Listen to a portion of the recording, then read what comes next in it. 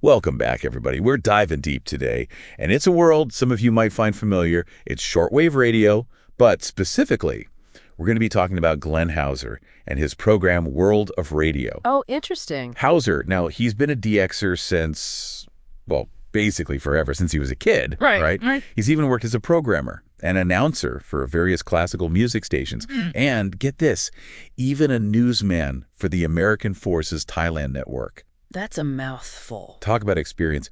But here's the thing. He's also got a bit of a reputation for being, let's say, highly critical of broadcasters. Yeah. And I mean, even those who are airing his program completely free. Oh, I see where this is going. Like recently, he's been going on about IRS and their transmission issues. Yeah. Not exactly a thank you card for their support. Yeah, I could see how that might rub some folks the wrong way. So that's what we're really looking at today. Yeah. Is Hauser's constant criticism. Is it actually constructive in the long run? Right. Or is it doing more harm than good to the shortwave community? Causing more damage, damaging relationships? That's the big question. And to really understand it, I think we got to go back to the beginning, Hauser's early days. Yeah. I mean, this guy, even as a kid, he was hooked on radio, trying to pick up signals, distant TV, radio, the whole bit. Wow, a real diehard from the start. It really turned into a lifelong thing, a career even. It's true. He's got the resume to prove it. College radio, a stint at a classical music station, KHFM. Oh, wow. And he even went and got himself a BA in broadcast journalism. He really dove in head first. Didn't he? I mean, all this well before starting his own show, World of Radio. Right. Which, by the way, has been running, get this, since 1980. 1980, that's impressive. It really is. And it's this kind of digestive news, all about international broadcasting. Delivered in his signature, straightforward, I guess some might even say monotone style. But he doesn't just talk. He also includes stuff from listeners, contributions, reports from GX publications, and then, of course, his own unique commentary. So, wait, is this all in English? Mostly, yeah. But he even had a Spanish version going for a while. Mundo Radial, he called it. You're kidding. Ran for a good 5 years, so you can't say the man isn't dedicated. I mean, that's serious commitment right there. It is. But even with all that, even the folks who, really enjoy World of Radio, they often find themselves wrestling with Hauser's, let's just say, strong personality. Yeah, that seems to be a recurring theme. Doesn't it? I mean, he's got a very particular way of doing things. And it's that approach that really gets people talking, right? I mean, the content of the show, it obviously resonates with shortwave fans. For sure. But it's how he goes about things, especially those very public critiques that have sparked a lot of debate. Exactly. Take the whole IRS situation. He calls them out for transmission issues during their B-24 season, which, okay, maybe fair enough. But they're giving him airtime for free. Doesn't exactly paint him in the best light, at least according to some.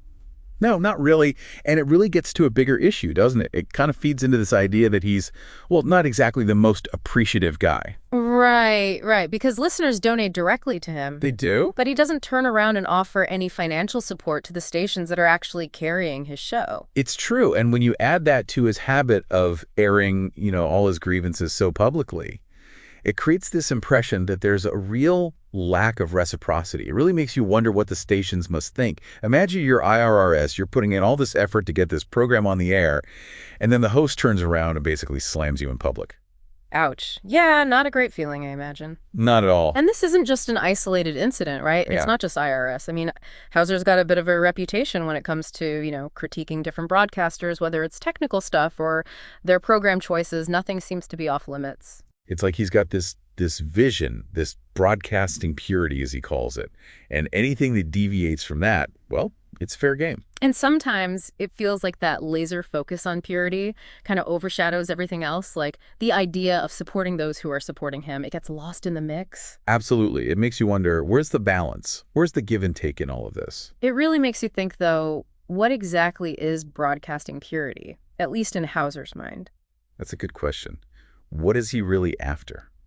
I mean, is it all about perfect technical quality? Is it a certain kind of format? Or is it something, I don't know, something more, some kind of intangible ethos, like he thinks it's disappearing or something? Right. And even beyond that, do his methods, do they really support that purity idea? Or could they actually be, working against him. I mean, it's possible, isn't it? It is. You could definitely argue that all the criticizing, it's pushing away the people who could actually help him reach his goals. That's a really good point. Imagine if he, instead of always pointing out flaws, right, he reached out to these stations, maybe privately, offered some advice, or even better, worked with them, on projects to make things better. Yeah, more collaborative approach, right? Exactly. Wouldn't that be more effective in the long run? Absolutely. I mean, if he could take all that passion, that drive for broadcasting purity and turn it into something positive, real dialogue, actual collaboration, I mean, he could make a real difference. He could. But instead, it so often just comes off as, negativity. It does. And that's not exactly a winning strategy, is it? Not really. It's almost like he's stuck in a time warp or something, clinging to this perfect image of radio while the world is just, moving on. It is changing. I mean, look at the rise of all these digital platforms, online streaming. Shouldn't he be trying to adapt, to reach a wider audience? You think he's resistant? That's a good point. I mean, you have to wonder, is Hauser's approach helping or hurting the very thing he's so passionate about?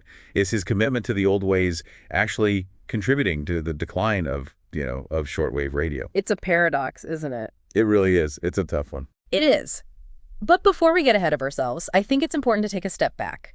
Look at the bigger picture. Okay. One thing that really sets Hauser apart, it's his focus on international broadcasting. It's true. You don't hear that much anymore. You don't. Yeah. World of Radio, it gives listeners this window into a world that, honestly, most mainstream media just ignores. They do.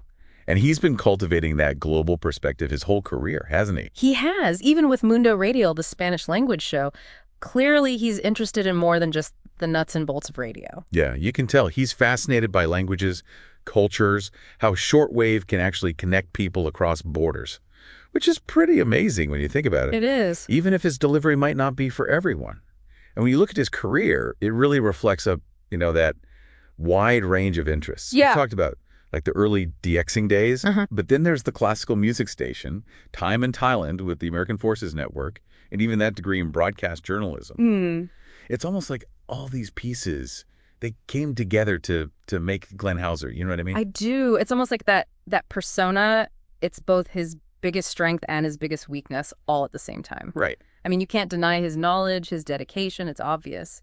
But that communication style, it kind of overshadows it all sometimes. He comes across as this, this uncompromising purist. He does, which I guess can be inspiring to some, but also a little off-putting to others. For sure. It's almost like he's a walking contradiction, isn't it? Yeah. Passionate about this global community, but unwilling to change with the times, the way people actually connect. Exactly. And then, he's all about those high standards for broadcasting, but it comes at a cost.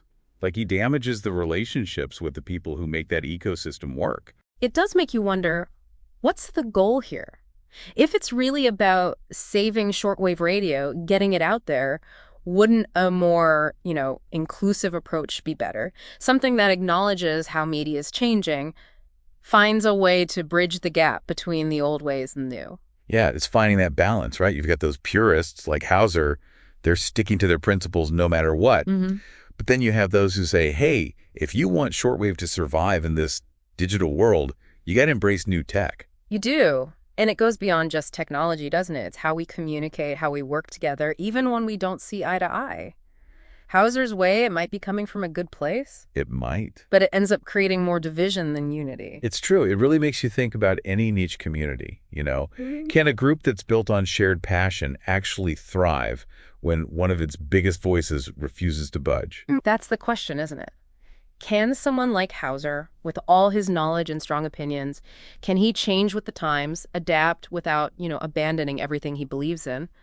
Or will he be remembered for missed opportunities? That's a great question. So as we wrap up this deep dive into Glenn Hauser and World of Radio, we're left with this sense of, it's complicated, right? Very much so. He's fascinating, a true one-of-a-kind, but also a bit of a mystery. He's done so much for shortwave. He has. But his way of doing things, it's caused its fair share of debate. And that's what we want you to consider. What will be the lasting impact of his approach to broadcasting?